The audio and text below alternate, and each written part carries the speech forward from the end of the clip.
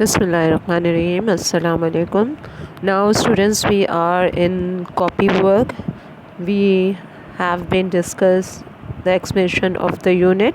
Now we are in the copywork. Now I am defining the terms that we have one by one. I am giving the definitions of these terms. The first that we have is the population density. Population density means the number of people living in each unit area. The second term that we have is rural, related to the countryside. And the third, urban, related to a town or a city. The fourth term that we have, literacy rate. It means the percentage of people that have the ability to read and write. The next term that we have, socio-economic, as concerned with the name, it means relating to the social and economic factors of a place or people. The next term that we have, ancestral, belonging to the past generation of one's family.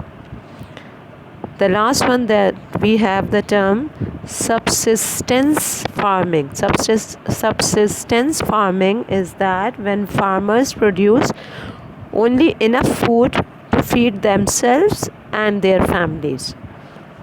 These are the terms that I defined you, and now I am giving you a whole summary of the unit. That's some of the major points that, as we discussed we explained the whole unit as well. Now I'm giving some of the few points that the eastern part of Punjab has a higher population. Why? Because it is a fertile plain that has supported agriculture. Mainly the agriculture is going on in Punjab province, so that for many centuries, and has a milder climate than the north and west.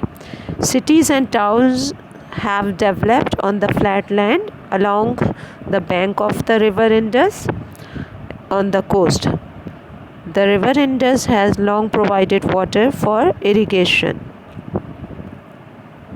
And the other thing I also want to tell you regarding the chapter, only few of the point, that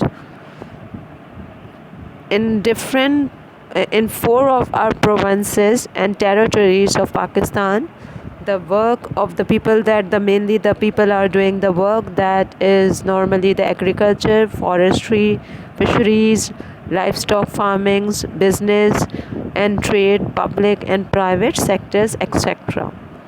And the province Khyber Pakhtunkhwa is the province that supplies most of the Pakistan forestry products.